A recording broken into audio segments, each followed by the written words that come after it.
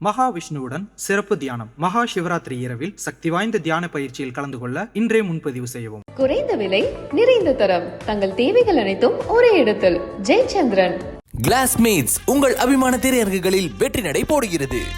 வாழ்க்கையில எல்லாருக்கும் ஒரு கஷ்ட காலம் வரும்னு சொல்லுவாங்க. அது எனக்கு ஆஸ்திரேலியாலயும் வந்துச்சு. ஒரு ஈகோ மாதிரி தான். ஒரு ஈகோனா சாதாரணமா எல்லா மனிதர்கள் மாதிரி தான் நான் வாழ்ந்தேன். ஒரு படிச்சோட ஒரு இதுவும் வரும் தெரியுமா, அந்த தன்மையில தான் நான் வாழ்ந்து கொண்டிருந்தேன். ஒரு நாளைக்கு 5 நிமிஷம் நான் கண்ணை மூடிட்டு நாம தியானிப்போம்னு நான் முடிவு பண்றேன். எண்ணங்கள் அடங்க, மனம் அடங்க, நான் என் சுவாசத்தை நான் உணர ஆரம்பிச்சேன். நான் என் தாட்டும் என் மனசும் அடங்கினோன்னு நான் கண்ணை மூடிட்டு உட்காரும் போது எனக்குள்ள ஒரு சக்தி என்ன மூச்சு எடுக்குது. இந்த உடலை கடந்து மனதை கடந்து என் எண்ணங்களை கடந்து இந்த உடலுக்குள்ள வாழ்றத நான் உணர்றேன். நான் யாருன்றத உணர்ந்தது தான் செல்ஃப் ரியலைசேஷன். அப்ப நான் யாருன்றத நான் எனக்குள்ள உணர்ந்துட்டேன். உலகத்திலேயே சக்தி வாய்ந்த ஒரு மனிதன் அப்படின்னா அது நான் அப்படின்னு சொல்லக்கூடிய அளவுக்கு நீங்க கான்பிடென்ட்டா இருப்பீங்க சார். தியானம் பண்ணிதான் அவங்க அமைதியான மனிதனான்னு கேட்டா கிடையாது. நான் ஆரம்பத்துல ஒரு ஈகோவா வாழ்ந்த காலத்துல அவங்க சிவனேன்னு இருக்கிற மனிதன் தான். அந்த சிவசக்தி நிலையை நமக்குள்ள உணரணும்னு நான் சொல்லும் போது அவங்களும் தியானம் பண்ண ஆரம்பிச்சாங்க. உலகத்துல சக்தி வாய்ந்த மனிதரா நீங்க இருக்கிறீங்க.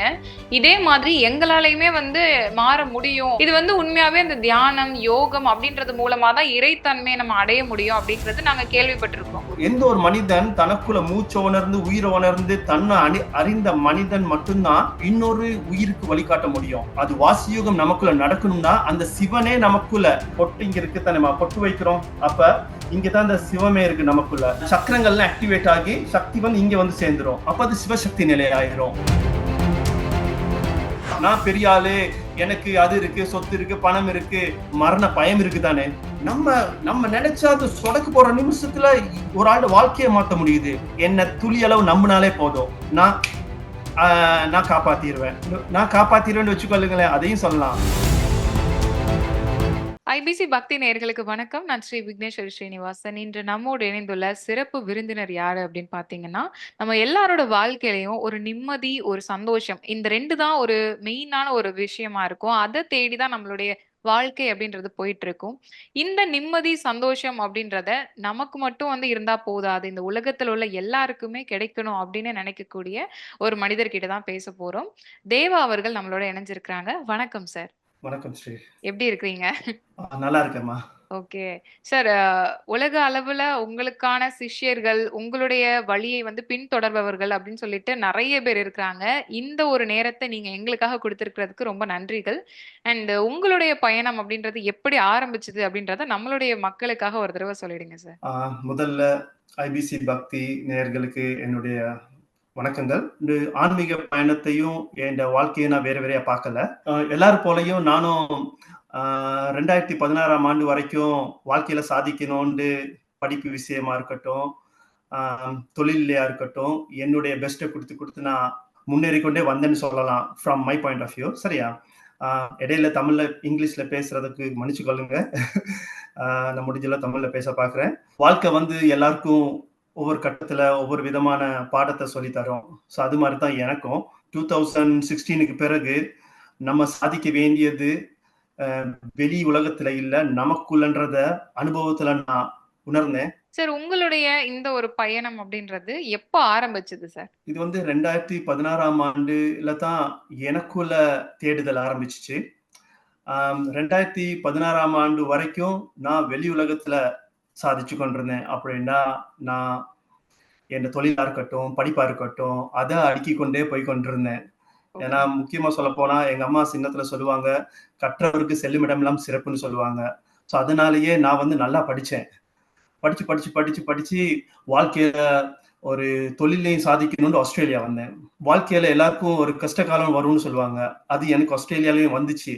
இது வந்தது எல்லாம் படிச்ச பிறகு வந்துச்சு. அதுதான் இங்க முக்கியமான குறிப்பு. அப்ப யோசிச்சோம், கற்றோருக்கு செல்லும் இடமெல்லாம் சிறப்புன்னு சொன்னாங்களே, நம்ம ஆஸ்திரேலியால கஷ்டப்பட்டு கொண்டிருக்கோமே, அப்ப நம்ம உண்மையிலேயே கற்க வேண்டியது என்னத்தை? அப்பதான் ஏன் அறிவு சொல்லுது என்னண்டா, 1000 வருஷத்துக்கு முதல்ல அவ்வை பாட்டி எம்எஸ்சி பிஎஸ்சிய சொல்லியிருக்க மாட்டாங்க. கற்றவருக்கு செல்லும் இடமெல்லாம் சிறப்புன்றத அந்த யோகி ஞானி உணர்ந்த பேரறிவை தான் அவங்க சொல்லியிருக்காங்க. அப்பதான் நம்ம யோசிச்சேன், கற்றது கைமண் அளவு, கல்லாதது உலக அளவு. அப்ப இந்த கல்லாதது உலக அளவை நான் உணரணும்னு 2016ஆம் ஆண்டு செப்டம்பர் மாசம் நான் முடிவெடுத்தேன். நம்ம இத உணர்ந்துட்டோம்னா நம்ம இதுக்கு அப்புறம் படிக்கவே தேவையில்ல. அப்ப நம்ம செல்லும் இடமெல்லாம் சிறப்பாகும்னு நான் முடிவு பண்ணிட்டேன். எனக்கு ஒரு பழக்கம் இருக்கு. என்னன்னா, நான் ஏதாவது ஒரு விஷயத்துல முடிவு பண்ணேன்டா, அத வைராக்கியமா செஞ்சு முடிக்கிற வரைக்கும் எனக்கு மனம் அடங்காது. ம். அது எல்லா விஷயத்திலயுமா இருக்கட்டும். குறிப்பா இந்த பயணம் வந்து 2016ஆம் ஆண்டு தொடங்கிச்சுன்னு சொன்னேன் உங்களுக்கு. சரியா?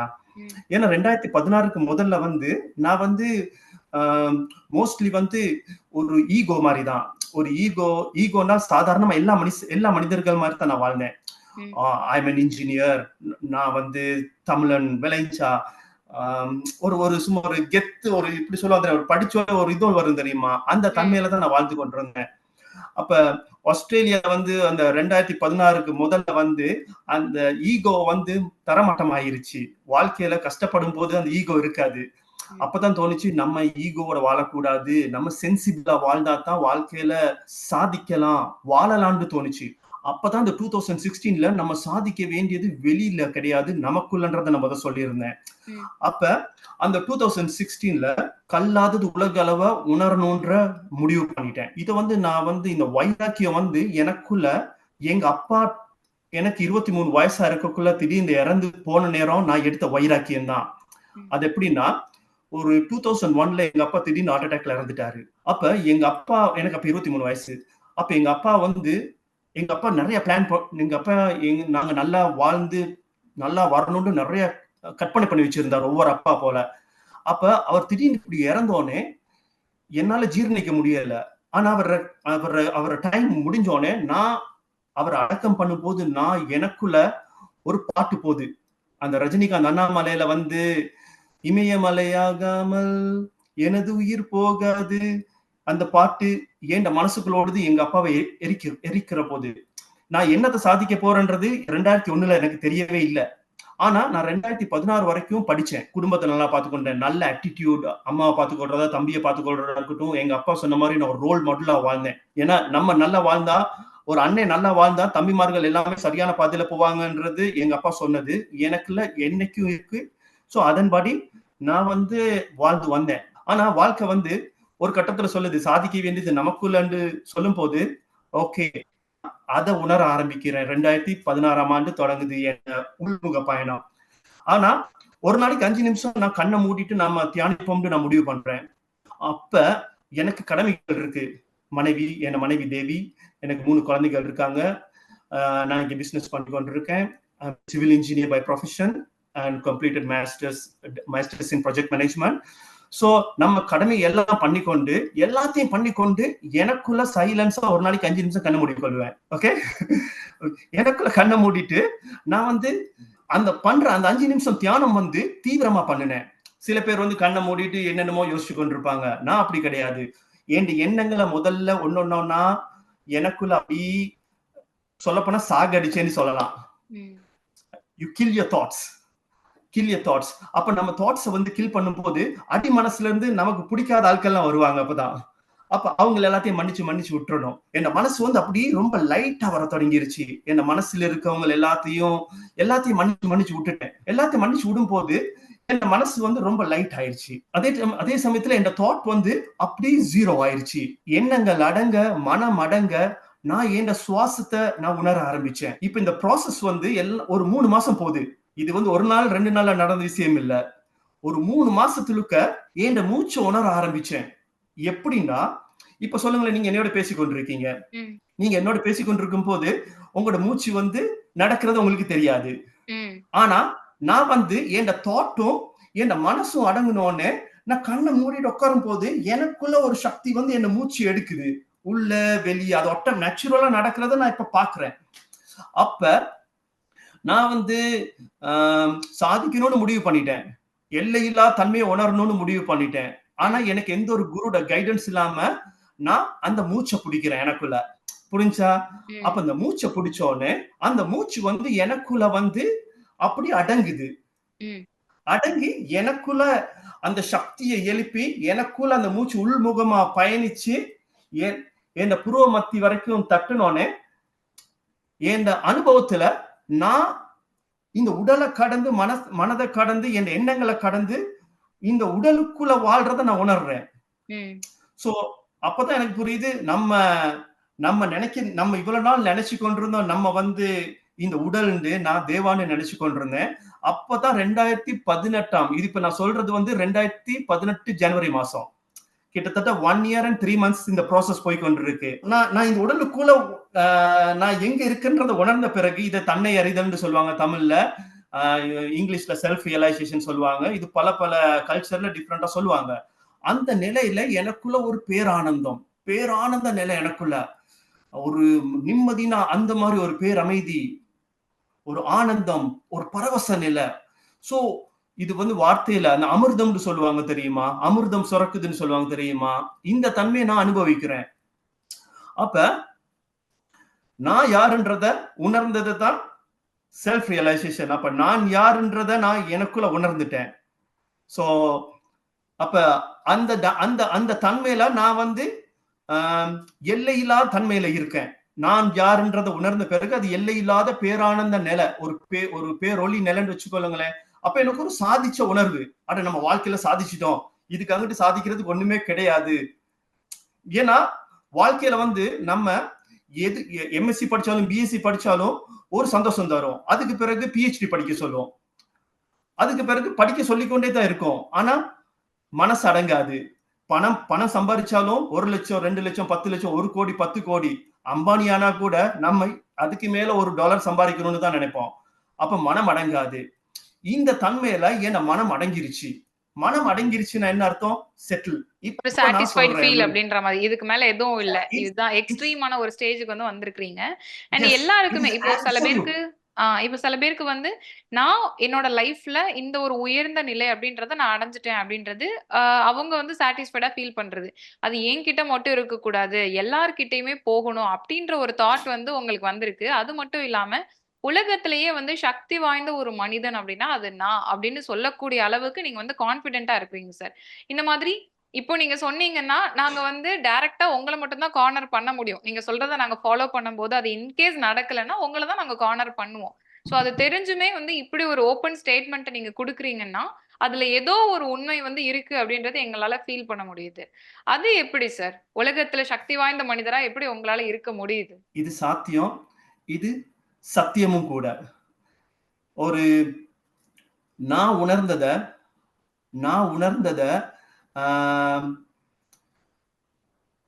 எல்லா உயிரும் உணரணும்னு நினைச்சேன். இப்ப திருமூலர் ஒரு இதோன்னு சொல்லியிருப்பாரு, என்ன சொல்றது அதுல, யாம் பெற்ற இன்பம் பெருக வையுகம்னு சொல்லியிருப்பாங்க. என்ன அப்படின்னா அவர் உணர்ந்த அந்த பேரானந்தம் இன்பத்தை இந்த உலகத்துல இருக்க ஒவ்வொரு உயிரும் உணரணும்னு நினைச்சாங்க. இப்ப நானும் அதே தான் நினைக்கிறேன். ஏன்னா நமக்கு இப்ப எல்லை இல்லாத சக்தி, நம்ம யாருன்றத உண்மையிலேயே உணர்ந்த பிறகு எல்லை இல்லாத சக்தியை உணர்வோம். எல்லை இல்லாத ஒரு கருணை வரும் நமக்கு, எல்லை இல்லாத ஒரு பேரன்பு. அப்ப இந்த உலகத்துல இருக்க எல்லா உயிரையும் பார்க்கும் போது எல்லாரும் கஷ்டப்பட்டு கொண்டிருப்பாங்க. அப்ப எல்லாரையும் ஒரு தூக்கணும்னு, எல்லாரையும் அவங்க அந்த கஷ்டத்துல இருந்து உயர்த்துற சக்தி, அந்த கைடன்ஸ் என்னால கொடுக்க முடியும். சோ இதுக்கு வந்து முதல்ல வந்து நான் வந்து இந்த கைடன்ஸ் கொடுத்தது என்னுடைய மனைவி தேவிக்கு தான். இது வந்து 2018 பிப்ரவரி மாசம் நடந்தது. நான் வந்து எனக்குள்ள நம்ம சொன்ன மாதிரி எனக்குள்ள அந்த தியான நிலை எக்ஸ்பீரியன்ஸ் போய்கொண்டு இருக்கிற நேரமே மனைவி கிட்ட ஒவ்வொரு நாளும் சொல்லுவேன், எனக்கு இப்படி நடக்குது. அவங்க அப்படியே கேட்டுக்கொண்டே இருப்பாங்க. எனக்குள்ள நான் இந்த உயர்நிலை அடைஞ்ச பிறகு நான் அவங்களுக்கு இதை வந்து சொல்றேன். அப்ப அவங்க வந்து கேட்டுக்கொண்டு தியானம் பண்ணிதான் அவங்க அமைதியான மனிதனான்னு கேட்டா கிடையாது. நான் ஆரம்பத்துல ஒரு ஈகோவா வாழ்ந்த காலத்துல அவங்க சிவனேன்னு இருக்கிற மனிதன் தான். என் மனைவி வந்து ரொம்ப அமைதியான மனைவி தான். அதனாலதான் நான் சாதிச்சேன். ஏன்னா எனக்கு ஆரம்பத்துல ஈகோ இருந்துச்சு, அப்புறம் தான் நான் எனக்குள்ள உணர்றேன். ஆனா அவங்க வந்து கல்யாணம் கட்டின புதுசுல இருந்து அவங்க வந்து ஒரு அமைதியான மனைவியா தான் இருந்தாங்க. நான் எனக்குள்ள உணர்ந்ததை சொல்லும் போது, நம்ம சிவனேன்னு வாழ்ந்தா மட்டும் போதாது, நம்ம சக்தி பெற்ற மனிதனாவும் வாழலாம். அதுக்கு அந்த சிவசக்தி நிலையை நமக்குள்ள உணரணும்னு நான் சொல்லும் போது அவங்களும் தியானம் பண்ண ஆரம்பிச்சாங்க. எங்களுக்குமே ஒரு டவுட்டா இருக்கு. இப்ப நீங்க சொல்றீங்க, உலகத்துல சக்தி வாய்ந்த மனிதரா நீங்க வந்து இருக்கிறீங்க. இதே மாதிரி எங்களாலயுமே வந்து மாற முடியும். அதுக்கு தான் நீங்க வந்து நெறைய வழிகள் வந்து சொல்லப் போறீங்க. இது வந்து உண்மையாவே இந்த தியானம், யோகம் அப்படின்றது மூலமா தான் இறைத்தன்மைய நம்ம அடைய முடியும் அப்படிங்கிறது நாங்க கேள்விப்பட்டிருக்கிறோம். அப்ப நீங்க சொல்றதுமே வந்து இந்த யோகம் அப்படின்ற மாதிரியான விஷயங்கள் தானா? குறிப்பா உங்களுடைய ஃபாலோவர்ஸ், உங்களால பயனடைஞ்ச நெறைய பேர் வந்து இந்த வாசி யோகம் அப்படின்ற ஒரு விஷயத்த பத்தி பேசுறாங்க. சோ இந்த வாசி யோகம் அப்படின்றத நீங்க வந்து எங்களுக்கு சொல்லி தரீங்களா சார்? நிச்சயமாமா. நான் வந்து வாசி யோகம் சொல்லி தர்றது கிடையாது. நான் வாசி யோகம் சொல்லி தர்றது கிடையாது. இந்த யோகம் வந்து ஒ ஏன்ட ஒ சொல்லுவாங்க என்னது மாதா, பிதா, குரு, தெய்வம்னு சொல்லுவாங்க. சரியா? அந்த மாதா, பிதா, குரு, தெய்வம் சொல்றது வந்து இந்த வாசி யோகம் சொல்றது உங்களுக்குள்ள இருக்க சிவமே அந்த யோகத்த நிகழ்த்துறது தான் வாசி யோகம்னு சொல்றது. அப்ப எல்லாத்துக்குமே ஒரு குருவோட கைடன்ஸ் தேவை. ம். அப்ப அந்த குருவோட கைடன்ஸ் கிடைக்கும் போது உங்களுக்குள்ள அந்த யோகம் நிகழும். உலகத்துல இருக்க ஒவ்வொரு உயிருக்கும் அந்த யோகம் நிகழும். இப்ப நான் வந்து ஒரு 2021ஆம் ஆண்டுல இருந்து 2022ஆம் ஆண்டுக்குள் 108 பேர இந்த யோகத்த நிகழ வச்சேன். இந்த யோகம் சொல்றது வந்து ஒரு ஒரு வாசி யோகம் சொல்றது வந்து நமக்குள்ள நிகழ்ற ஒரு அற்புதம். அதுதான் யோகம். சரியாமா? யோகம்னா அற்புதம். அப்ப அந்த வாசி சொல்றது வந்து சிவ. வாசி சொல்றது சிவ. அப்ப உங்களுக்குள்ள சிவமும் சக்தியும் நிகழ்த்துற அந்த அற்புதம் யோகம் தான் வாசி யோகம். அதுக்கு என்னுடைய கைடன்ஸ்ல வந்து 108 பேர் இந்த தன்மையை நான் உணர வச்சேன். அது முதல்ல வந்து என்னோட மனைவியை நான் 2018ல உணர வச்சுட்டு, அப்புறம் நான் 108 பேரை வந்து 2021ல இருந்து 2022க்கு மலர வச்சோம். சரியா? அப்ப இது எல்லாருக்கும் பாசிபிள். ஒரு கைடன்ஸ் நம்ம சாதிச்ச ஒரு மனிதனால மட்டும்தான் இன்னொரு உயிரை வழிகாட்ட முடியும். இன்னும் சொல்ல போனா யாரு எந்த ஒரு மனிதன் தனக்குள்ள மூச்சை உணர்ந்து உயிரை உணர்ந்து தன்னை அறிந்த மனிதன் மட்டும்தான் இன்னொரு உயிருக்கு வழிகாட்ட முடியும். அப்ப நான் அடைஞ்ச அந்த நிலை வந்து எல்லா உயிருக்கும் போய் சேரணுன்றதுக்காகத்தான் நான் வந்து இந்த வாசி யோகத்தை வந்து சொல்லி கொடுக்க ஆரம்பிச்சேன். சரி, இப்ப நம்ம 108 பேருக்கு நம்ம சொல்லி கொடுத்துட்டோம். இத வந்து உணர வச்சுட்டோம். உணர வைக்கிறது இது சொல்லி கொடுக்கிற விஷயம் கிடையாது. இப்ப நீங்களா இருந்தாலும் புக் படிக்கலாம். நிறைய பேர் வந்து யூடியூப்ல வந்து வாசி யோகத்தை பத்தி பேசுவாங்க. ஆனா யாருமே உணர்ந்திருக்க மாட்டாங்க. அது வாசி யோகம் நமக்குள்ள நடக்கணும்னா அந்த சிவனே நமக்குள்ள, சிவன் சொல்றது நம்ம நெற்றி நம்மட பொட்டு இங்க இருக்கு தானே, நம்ம பொட்டு வைக்கிறோம். அப்ப இங்கதான் அந்த சிவமே இருக்கு நமக்குள்ள. அப்ப அந்த சக்தி வந்து சொல்லுங்களேன், அந்த மூச்சு வந்து நமக்குள்ள அடங்கி அந்த உள்முகமா போகும் போது சக்கரங்கள்லாம் ஆக்டிவேட் ஆகி சக்தி வந்து இங்க வந்து சேர்ந்துரும். அப்ப அது சிவசக்தி நிலை ஆயிரும். அப்ப அந்த தன்மையில நமக்கு உயிர் பயம் இருக்காது. ஏன்னா நமக்குள்ள முருகனா நம்ம ஆக்டிவேட் ஆயிருவோம். அத்த சொல்வது யாம் இருக்க பயம் ஏண்டு. அதே மாதிரிதான் இந்த புராண கதைகள்லையும் நீங்க நம்ம புஸ்தகங்கள் படிச்சிருப்போம். யமன் வந்து மார்க்கண்டேயனுக்கு பாசக்கயிறு வீசி 30 வருஷம் சிவலிங்கத்தை கட்டி பிடிச்சார்ன்ற மாதிரி கேள்விப்பட்டிருப்போம். இது வந்து வாசி யோகம் தான். அது என்னன்னா தனக்குள்ள மூச்சை உணர்ந்து உயிரை உணர்ந்து சிவனை உணரும் போது மூச்சு உள்முகமா போகும். அப்ப மூச்சு வெளியே போவாது. மூச்சு வெளியே போற மனிதனுக்கு தான் சாவு இருக்கு, மரணம் இருக்கு. மூச்சு வந்து உள்முகமா சிவத்தையே நோக்கி பயணிக்கிற யோகிக்கோ குருக்கோ எளிதா மரணம் வராது. அவங்களாவே நினைச்சா மட்டும்தான் சமாதி நிலைக்கு போவாங்க. அது உங்க எல்லாருக்கும் தெரிஞ்சது. தமிழ்நாட்டுல நான் இது புதுசான்னு சொல்ல தேவையில்ல. ஆனா நான் சொல்ல வர்றது என்னன்னா, ஒவ்வொரு உயிருக்கும் வாழ நினைக்கிற உயிருக்கு ஏன் இதை வாழ நினைக்கிற உயிருக்குன்னு சொல்றேன்னா, தமிழ்நாடு வந்து வந்தாரை வாழ வைக்கும் தமிழகம்னு சொல்றாங்க. அப்ப அது வந்து நம்ம ஆதி காலத்திலயோ இல்லாட்டி ஒரு பல 1000 வருஷத்துக்கு முதல்ல சித்தர்கள் வாழ்ந்தாங்க, வந்தவரை வாழ வச்சாங்க. இப்ப நம்ம வாழ்றோமான்னு கேட்டா சத்தியமா கிடையாது. வாழ்க்கைண்டா உயிர் சம்பந்தப்பட்டது, மூச்சு சம்பந்தப்பட்டது. அப்ப யார் உண்மையிலேயே உயிரை உணர்ந்து உள்முகமா வாழணும்னு நினைக்கிறவங்களுக்கு என்னுடைய கைடன்ஸ் இருக்கும். ஏன்னா வாழணும்னு நினைக்கிறவங்களதான் வாழ வைக்க முடியும். நான் பெரிய ஆளு, எனக்கு அது இருக்கு, சொத்து இருக்கு, பணம் இருக்கு, ஆனா மரண பயம் இருக்குதானே. ஆனா நமக்குள்ள இருக்க சிவனையும் சக்தியும் முருகனையும் உணர்ந்து வாழ்ற நமக்கு பயம் இருக்குமா? இருக்காது. அதத்தான் நான் சொல்றேன். பயம் இல்லாம வாழணும். நம்ம இப்ப பாருங்கம்மா, நான் நிறைய விஷயத்த நான் ரிலேட் பண்றேன் பாருங்க. தமிழுக்கு அமுதென்று பேர்னு சொல்றாங்க. அப்ப அந்த தமிழுக்கு அமுதென்று பேர்னா தமிழன் அந்த அமிர்தத்தை சுவைக்கணும் தானே. ஆனா சுவைக்கிறாங்களா அமிர்தத்தை? கிடையாது. கஷ்டப்பட்டு கொண்டிருக்காங்க. முதல்ல தமிழர்கள் வந்து தமிழே பேசுறது கிடையாது. அது எல்லா தமிழ்நாட்டில் உள்ள தமிழர்களுக்கே தெரியும். என்ன இப்பதான் அந்த அந்த ஃபயர் வருது, நம்ம தமிழ் பேசணும்ன்ற அந்த ஃபயரே வருது, அந்த உணர்வே இப்பதான் வந்து கொண்டிருக்கு. அப்ப முக்கியமா தமிழுக்கு அமுதென்று பேருண்டா தமிழர்கள் அந்த அமிர்தத்தை சுவைக்கலாம். என்னால உணர வைக்க முடியும். என்னால இந்த உலகத்துல இருக்க ஒவ்வொரு தமிழருக்குள்ளேயும் அந்த அமிர்தத்தை சுரக்க வைக்க முடியும். அந்த தமிழன்ற உணர்வு வரைக்கும் என்னால உயர்த்த முடியும். அது எப்படின்னா, நான் வந்து தமிழன், இலங்கை தமிழன், சரியா? சோ நான் வந்து சின்னத்துல வந்து எனக்கு ஒரு தாழ்வு மனப்பான்மை. ஏன்னா தமிழன்டா நினைக்கிறது நம்ம வந்து ஒருத்தன் இன்னொருத்தன் காலை இழுக்கிறது, அந்த மாதிரி தான் ஜென்ரலா நம்ம பாக்குறோம். ஆனா அப்படி கிடையாது. எனக்குள்ள 2016 ஆண்டுக்கு பிறகு நான் என்ன உணரும் போது எனக்குள்ள என் ரத்தத்துக்குள்ள ஒரு வீரம் மாறி, அட நம்ம இது கிடையாது, நம்ம எவ்வளவு பேரன்பா இருக்கோம், நம்ம நினைச்சா அந்த சொடக்கு போற நிமிஷத்துல ஒரு ஆளோட வாழ்க்கையை மாத்த முடியுது. எனக்குள்ள அந்த அமிர்தம் சுரக்குது. அப்பதான் நான் அம்மான்னு சொல்லும் போது எனக்கு அம்மாட அதிர்வு தெரியுது. அப்பதான் அந்த ஒரு தமிழன் வந்து தமிழன் நிலை வந்து அந்த காற்றோடு கலந்தாலும் அதுதான் உன் அடையாளம்னு சொல்றாங்க தானே அந்த ஆள போறான் தமிழன் பாட்டுல. அது உண்மை. காற்றோடு கலக்கும் போது அதுதான் உன் அடையாளம். அப்படின்னா மூச்சு வந்து நம்மட வாசியா மாறிடுச்சுன்னா நம்ம வந்து எல்லை இல்லாத அந்த பிரபஞ்சத்தை உணர்வோம். அதுதான் கடவுள். உள்கடை. அப்பனா நம்ம மூச்சு வந்து வாசியா மாறிடுச்சுன்னா நம்ம 6 சக்கரங்கள் ஆக்டிவேட் ஆகி நம்ம முருகன் நிலைக்கு போயிருவோம். அப்ப நம்ம வந்து அந்த எல்லை இல்லாத அந்த தன்மையில இருக்கும்போது மரண பயம் எதுவுமே இருக்காது. அப்ப அதுதான் தமிழண்ட நிலை. நம்மட முன்னோர்கள், சித்தர்கள், திருவள்ளுவர் எத்தனையோ திருக்குறள் எழுதியிருக்காரு. அவரு இவங்க எல்லாமே அந்த எல்லை இல்லாத அந்த பிரபஞ்சத்தை உணர்ந்த நிலையில தான் இது எல்லாத்தையும் எழுதியிருக்காங்க. ஆனா நம்ம சும்மா வாசிச்சு கொண்டிருக்கோம் இந்த காலத்துல, எதையுமே உணராம. இதே இது சிவபுராணத்துல கூட சொல்லிய பாட்டினை பொருள் உணர்ந்து சொல்லுவார்னு சொல்லியிருக்காங்க. ஆனா நம்ம இந்த காலத்துல சிவபுராணத்தை சும்மா படிச்சுட்டு போறோம். ஒவ்வொரு வார்த்தையிலையும் உணர்ந்து எழுதினாங்க. அதே மாதிரி நம்ம வந்து படிக்கும் போது நம்ம உணர முயற்சி பண்ணணும்.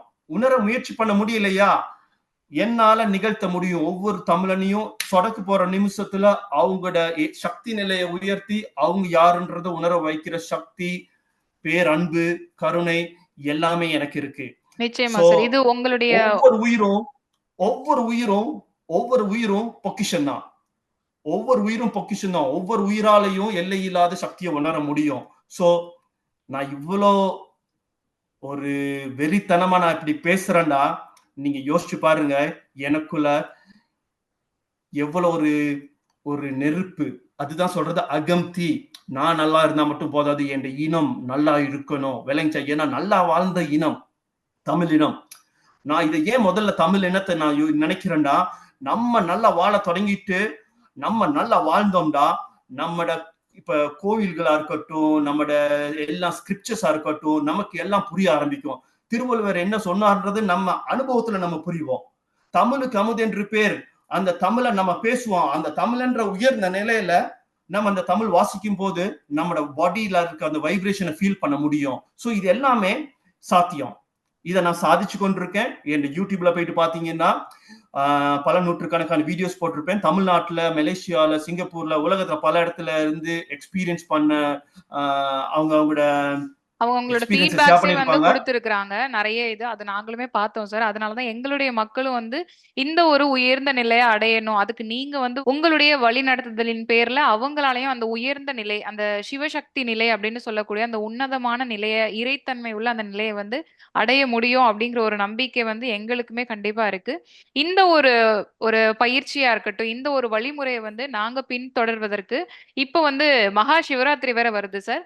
அந்த நாள்ல உங்க கூட வந்து இணையலாம் அப்படின்ற ஒரு எண்ணம் வந்து எங்களுக்கு இருக்கு. சோ எங்களுடைய மக்களுக்கும் இந்த ஒரு உன்னதமான ஒரு நிலையை அடையிறதுக்கான உங்களுடைய வழிகாட்டுதல் வந்து கிடைக்கணும் அப்படின்னு சொல்லி நாங்களும் நினைக்கிறோம் சார். அதனால உங்க கூட வந்து ஒரு ஜூம் மீட்டிங் மூலமாகவோ இல்லைன்னா வந்து உங்களை எப்படி காண்டாக்ட் பண்ணும் அப்படின்றத வந்து நம்மளுடைய ஆடியன்ஸ்க்கும் சொல்லிடுங்க சார். சோ இது வந்து மகா சிவராத்திரி உங்க எல்லாருக்கும் தெரியும், மிகவும் சக்தி வாய்ந்த நாள். சோ அன்றைய தினம் நம்ம சிவனேன்னு இருந்தோம்னா நம்ம எல்லை இல்லாத சக்தியை உணர முடியும். ஸோ இதுக்கு வந்து நிச்சயமா ஒரு குருவோட கைடன்ஸ் தேவை, ஒரு மனிதன்ட கைடன்ஸ் தேவை. அதுக்கு அந்த மனிதன் வந்து உணர்ந்திருக்கணும், அது மூலமா உலக மக்கள்ல வழி நடத்த முடியும். ஸோ ஸோ யாராவது அந்த அற்புதத்தை உணர்ந்தா மட்டும்தான் தேவான்றன்னா அவங்களுக்கு குருவா மாறுவேன். அது வரைக்கும் நான் தேவா தான். என்ன பார்த்தா ஒரு சாதாரண மனிதன் மாதிரி தானே இருக்கு. ஸோ ஒரு மனிதன் வந்து தனக்குள்ள அந்த நிம்மதி, அந்த ஆனந்தம் உணர்ந்தா மட்டும்தான் என்ன ஒரு குருவா பார்ப்பாங்களே தவிர அது வரைக்கும் நான் சாதாரண மனிதன் தான். ஸோ ஆனா நான் ஓப்பனா சொல்றேன், என்னால வாழணும்னு நினைக்கிற ஒவ்வொரு உயிரையும் என்னால வாழ வைக்க முடியும். இப்ப யாருக்காவது அவங்களுக்கு இந்த வாசி யோகம் தீட்சை பெறணும்னா அவங்க வந்து என் வெப்சைட் www.gurudevavasiyogam.com இருக்கு. அதுல வந்து உண்மையிலேயே ஆர்வம் இருக்கிறவங்க வந்து அவங்களோட பேரை ரெஜிஸ்டர் பண்ணலாம். ரெஜிஸ்டர் பண்ணிட்டு வாசி தீட்சை பெறலாம். அண்ட் அது வந்து 3 ஸ்டேஜஸ் இருக்கு. வாசி தீட்சை, வாசி மலர்ச்சி, வாசி சம்பூர்ணம் இருக்கு. அந்த சம்பூர்ணத்துல தான் தன்னை அறிய முடியும். எல்லாமே ஒவ்வொரு ஸ்டெப்ஸ் இருக்கு தானேமா, நம்ம படிப்படியா தான் போக முடியும். அப்ப அந்த படிப்படியா போறதுக்கு மனிதர்கள் வந்து அதுக்கு தயாரா இருக்கணும். நான் சொன்னதை சரியா உள்வாங்கி இருந்தாங்கன்னா அவங்க வந்து அவங்களுக்கு தெரியும் இதுல ஏதோ ஒரு விஷயம் இருக்கு. அப்ப அந்த ஆர்வம் உள்ள ஒரு வைராக்கியம் உள்ள மனிதன் தான் நம்ம ஏன் பிறந்திருக்கோம், நம்ம சாதிக்கணும், நம்ம இப்படி இருந்து கொண்டிருக்கோமே ஒரு கைடன்ஸ் இல்லாம, அப்ப நம்ம தீட்சை பெறுவோம் சரியா. அந்த அப்ப அவங்க வந்து பதியலாம், அவங்க பேரை கொடுத்து அவங்க வாசி தீட்சை பெறலாம். வாசி தீட்சையில நல்லபடியா அவங்க முன்னேறினாங்கன்னா அவங்க அடுத்த நிலைக்கான மலர்ச்சி நிலை அடையலாம். ஸோ இது எல்லாமே நான் என் வெப்சைட்ல டீட்டெயிலா எக்ஸ்பிளைன் பண்ணியிருக்கேன். வாசி தீட்சையில வந்து பொதுவா வந்து உலகத்துல இருக்க எல்லா குருமாரும் தொட்டு தான் தீட்சை காட்டுவாங்க. நான் தொட தேவையில்ல. நான் உலகத்திலேயே சக்தி வாய்ந்த மனிதன் சொல்றேன், அப்ப நான் தொட தேவையில்ல. நல்லா புரிஞ்சுக்கொள்ளணும் சரியா. ஆனா நடக்கும், தீட்சை நடக்கும், எங்க இருந்தாலும் நடக்கும். அந்த தீட்சையில மன அமைதி கிடைக்கும், முழுமையா கிடைக்கும். இதுக்கு என்ன துளி அளவு நம்பினாலே போதும். இவ்வளவுதான் நான் சொல்றது.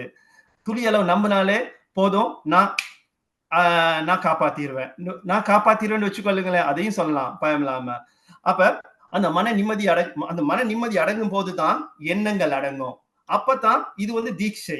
அப்ப பூர்வ மத்தியில அந்த துடிப்பெல்லாம் ஏற்பட தொடங்கிடும். அதுக்கு பிறகு மலர்ச்சி வந்து அடுத்த ஸ்டேஜ். அப்ப அடுத்த ஸ்டேஜ்னு சொல்லக்குள்ள மக்கள் வந்து கமிட்டடா இருந்தா மட்டும்தான் என்னால கைட் பண்ண முடியும்.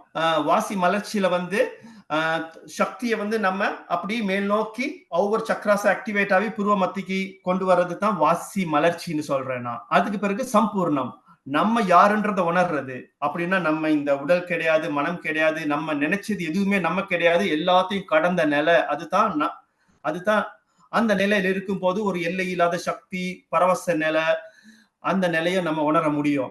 சோ ஏன் நோக்கம் வந்து இந்த உலகத்துல இருக்க எல்லா உயிரையும் ஒரு பேரொளியா, ஒரு குருவா வாழ வைக்கணும்ன்றது. அப்ப எல்லா உயிரும் ஒரு குருத்தன்மையில வாழும் போது அவங்க என்ன நினைச்சா மட்டும் போதும், அவங்களுக்குள்ள அந்த சக்தி, ஆனந்தம் எல்லாமே கிடைக்கும். இதுக்கு தேவை குரு பக்தின்னு சொல்றது. சோ அவங்களோட மனசுல நான் இருந்தா போதும், என்ன நினைச்சாலே போதும், அவங்க வாழ்க்கை நல்லா இருக்கும். ஏன்னா நான் நல்லா வாழ்ந்து கொண்டிருக்கேன். சோ நல்லா வாழ்ற மனிதனை நினைச்சாலே போதும், எந்த உயிரும் நல்லா வாழும். உங்களுக்கு பொதுவா தெரியும், நமக்கு பிடிச்ச ஆட்களை நம்ம நினைச்சா நமக்கு ஒரு சந்தோஷம் கிடைக்கும், நமக்கு பிடிக்காத ஆட்களை நம்ம நினைச்சா நமக்கு கடுப்பாகும். சோ இந்த உலகத்துல இருக்க எல்லா உயிரும் நல்லா வாழணுன்றதுக்காகவே நான் நல்லா வாழ்றேன்.